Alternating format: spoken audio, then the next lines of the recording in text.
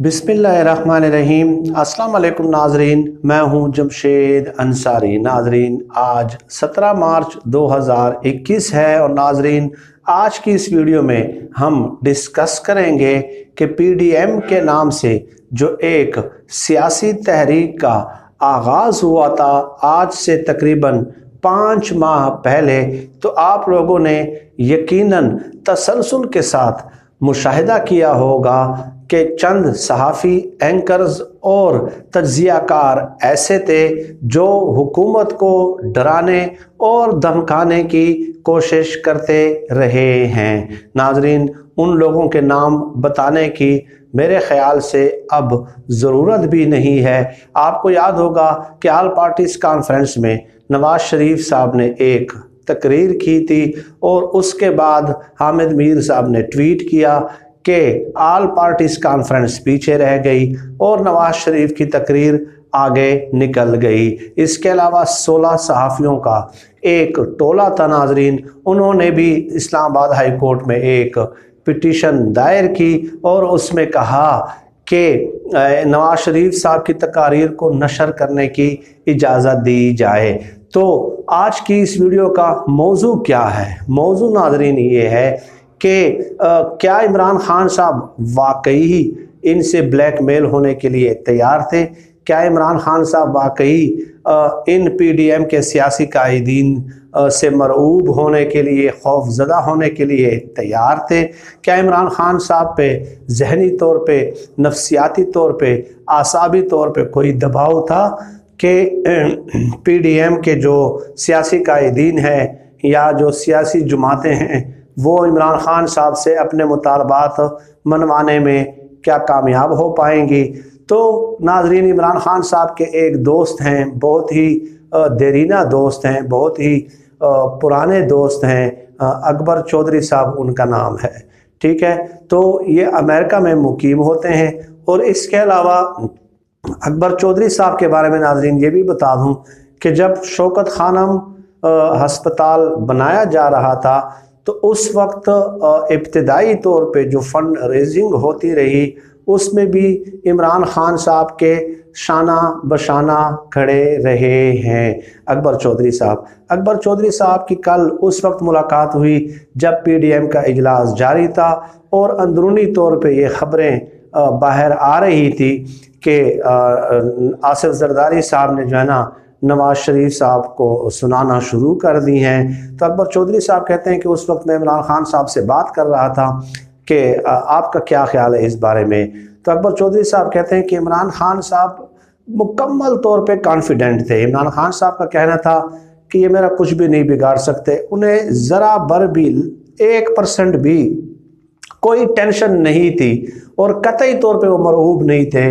उनके बकौल इमरान खान साहब का ये कहना था कि ये क्या कर लेंगे अगर ये आपस में इनकी दरारें न भी पड़ें, तो इन्होंने आज तक क्या कर लिया है और आगे जाके ये मेरा क्या कर सकते हैं और क्या कर लेंगे, मेरा क्या बिगाड़ लेंगे। यानी इमरान खान साहब इस कदर कॉन्फिडेंट थे। लेकिन बाहर हम देखते रहे कि टीवी टॉक शोज़ में आप देख लें कि चंद सहाफ़ियों, एंकर्स और तज्ज़ियाकारों ने किस तरह एक तूफ़ान बदतमीज़ी जो है वो बर्पा किया हुआ था और बस हुकूमत के जाने की जो है ना वो तारीख़ पे तारीख़ दिए जा रहे थे। तो ये सूरत हाल थी। इसके अलावा अकबर चौधरी साहब कहते हैं कि इमरान खान साहब बड़े पुरअज़्म हैं। उन्होंने रमज़ान के लिए जो है ना एक पैकेज का ऐलान किया है 7 बिलियन राउंड अबाउट, और इसके अलावा आने वाले दिनों में जो है वो काबीना में भी रिशफल कर सकते हैं। ऐसे सरकारी मुलाजिमीन जिनकी शोहरत जो है वो ठीक नहीं है, जिनकी शोहरत अच्छी नहीं है, उन्हें हटाने का फ़ैसला भी किया जा सकता है। और महंगाई ख़त्म करने के लिए भी इमरान खान साहब बहुत जल्द इक़दामात करने वाले हैं। तो ये सूरत हाल थी। इन पैरेलल जो है वहाँ पे पीडीएम का इजलास जारी था और दूसरी तरफ अकबर चौधरी साहब कहते हैं कि इमरान खान साहब बिल्कुल रिलैक्स मोड में थे और कहते रहे कि इन्होंने जो करना है ये कर लें, मैं भी देखना चाहता हूँ कि ये क्या कर सकते हैं। तो डेफिनेटली 24 साल की उनकी जद्दोजहद है। 1996 में तहरीक इंसाफ की बुनियाद डाली गई और इस अज़म के साथ, इस वादे के साथ इमरान खान साहब ने तहरीक इंसाफ की बुनियाद रखी थी कि इन दो पार्टियों की इजारादारी को उन्होंने चैलेंज करना था تو عمران خان صاحب نے واقعی ان دو پارٹیوں کی اجاراداری کو چیلنج کیا ہے۔ وقت اور حالات واضح طور پہ یہ بتا رہے ہیں کہ عمران خان صاحب نے بہت قلیل عرصے میں ٹھیک ہے نا اپنی پارٹی کو اسٹیبلش کر کے اس کے بعد جو ہے نا یہ برسر اقتدار بھی آ گئے ہیں۔ تو یہ صورتحال تھی ناظرین ان کے قریبی دوست کے حوالے سے جو میں نے آپ لوگوں کی خدمت میں جو ہے پیش کرنا جو ہے وہ ضروری سمجھی۔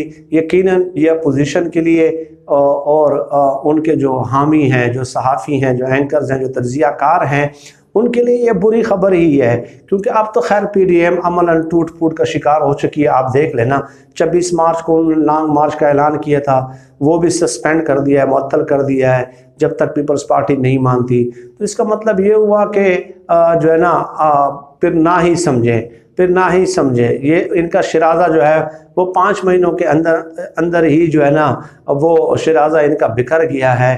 تو یہ بجلیاں گرانے والی خبر ہی ہے ڈیفینیٹلی اپوزیشن کے لیے بھی، ان کے حامی صحافیوں اور تجزیہ کاروں کے لیے بھی، اور ان کے حامی صحافیوں اور تجزیہ کاروں کے لیے یقیناً یہ بہت برا دن ہے، کیونکہ ایک طرف تو پیپلز پارٹی استعفوں پہ جو ہے نا رضامند نہیں ہو رہی، اور دوسری طرف نواز شریف صاحب اور اسحاق ڈار صاحب واپس آنے کے لیے رضامند نہیں ہیں۔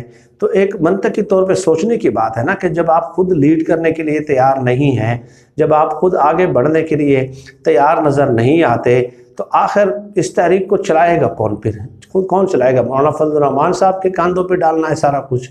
مولانا فضل الرحمان صاحب تو اس سے پہلے بھی آزادی مارچ کے ساتھ اسلام آباد آ چکے ہیں، ڈیرے ڈال چکے ہیں، ٹھیک ہے، اور 15 دن بعد وہ اس عزم کے ساتھ گئے تھے، اپنے کارکنوں کو یہ جو ہے نا دلاسا دیا تھا انہوں نے کہ مارچ 2020 تک جو ہے وہ حکومت نہیں رہے گی، ہمیں یقین دہانی کرا دی گئی ہے۔ تو مارچ 2021 بھی ناظرین آ گیا ہے، تو اس کے باوجود بھی حکومت بجائے اس کے کہ کمزور ہو، دن بدن جو ہے وہ مضبوط ہوتی جا رہی ہے۔ اور اس لیے ہم کیا کہتے ہیں کہ پی ڈی ایم کی جماعتیں جو ہیں انہیں ایک مؤثر حکمت عملی کے ساتھ، ٹھوس حکمت عملی کے ساتھ اپنے اندرونی اور داخلی تضادات ختم کر کے سامنے آنا چاہیے تھا، بجائے اس کے کہ وہ لوگوں کو یہ دکھاوے کے لیے یہ دکھاتے رہے، یہ کہتے رہے کہ جی ہم اندرونی طور پہ متحد ہیں، ہمیں کوئی نہیں توڑ سکتا۔ آپ کو یاد ہوگا مریم نواز صاحبہ نے بھی کہا تھا کہ عمران خان صاحب کہتے ہیں کہ ہاں پی ڈی ایم ٹوٹ گئی، ہاں پیپلز پارٹی اور نون لیگ میں جو ہے نا دراڑیں پڑ گئی ہیں۔ تو ڈیفینیٹلی اب وہ باتیں تو درست ثابت ہو گئی۔ عمران خان صاحب نے اگر یہ کہا بھی تھا تو اس کا تو مطلب یہی ہو گیا نا کہ واقعی وہ باتیں تو اب کھل کے سامنے آ گئی ہے۔ خود مریم نواز صاحبہ نے کل پریس کانفرنس میں کہہ دیا کہ جی کسی کو یہ حق حاصل نہیں ہے کہ نواز شریف کی واپسی کا وہ مطالبہ کریں۔ ناظرین آج کی اس ویڈیو میں اتنا ہی۔ آپ سب لوگ مسلسل میں آپ لوگوں سے ریکویسٹ کر رہا ہوں کہ مجھے اپنی دعاؤں میں خصوصی طور پہ یاد رکھیے گا۔ اللہ پاک اپنی رحمتوں کا نزول کرے، اللہ پاک اپنی حکمت جو ہے نا وہ عمل میں لائے، وہ بہتر سمجھ سکتے ہیں۔ اللہ پاک اپنے کرشمات کے ذریعے جو ہے نا کسی بھی جو ہے نا اس کے پابند نہیں ہیں۔ اللہ پاک قادر مطلق ہیں، مختار کل ہیں۔ ناظرین آج کے لیے اتنا ہی۔ پاکستان زندہ باد۔ اللہ حافظ۔